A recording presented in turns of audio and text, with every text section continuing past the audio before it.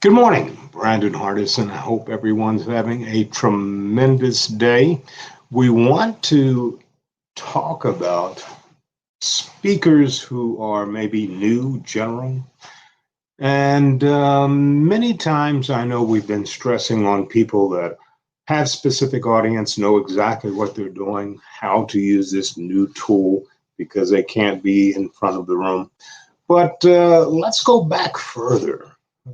If you can remember the first time that you had an opportunity to speak, whether you were in public school, college, business for the first time. So I wanted to talk about approaching the speaking situation. Somebody tells you you're going to give a speech. So our first thing is that, well, I know I need to communicate this content that we've talked about before. So putting things on paper and writing is good if you're trying to address an audience that way. But when it comes to front of the room, public speaking, it differs from the written communication in the audience because now they're looking at you to drive home that point that they're looking for. So knowing your audience is very important. So if you're out there and you know that you have to give a speech, one of the things you need to find out who's my audience, what qualities are relevant. In other words, what specifically do they want me to talk about? So let's just deal with that. So who are they? If we find out if it's just a general audience, then we really can't laser in on exactly what we need to do. Your content needs to be tailored just at a 30,000-foot view. This way, everybody can get a chance to get an understanding and many times maybe come to their conclusion about what you are saying, especially if you have some type of reference or footnotes that you want to send them to.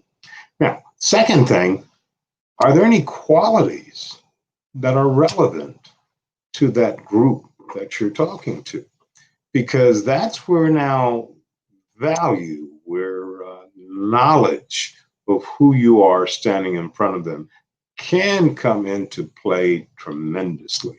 Whether they're rich, poor, male, female, whether it's anything, let me find out the qualities. So maybe I can just take something, doesn't have to be a lot, from my content where I can laser focus where this audience that I'm in front of can say, that was pretty good for his first time. That's not bad. Other thing that we need to look at is the occasion. Why are you doing this speech? Is it the first day of school, let's say, for these middle schoolers coming in and the administration brought you in to maybe motivate them through some thought and idea of what the year may be, especially if there's no brick and mortar and you're using one of these devices? How can you get your idea across? Is it a business situation? And if it is, specifically, where's their vertical? Is it in sales? Is it in marketing? Is it in digital? We need to find out the audience. If you can do that, you'll be in great shape. And please, I don't want to leave out the purpose or what is their marching orders. After you deliver the speech, the purpose. I want to accomplish something with you collectively together, whether it's a general or specific, and give them something that they can walk away with and feel good about what you said to them because now they're going to be doing some additional research on that particular matter. When we speak of people that go in front of audience, public speaking, front of the room, it is a different game. Not that hard, but I always emphasize the practice. So if you're brand new, just some food for thought. Don't be afraid. Just find out immediately about the purpose, about the audience. Is it general, specific?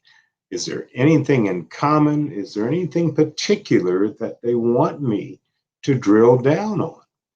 The sooner you can do those things, believe me, the other things will come, which we will talk about more.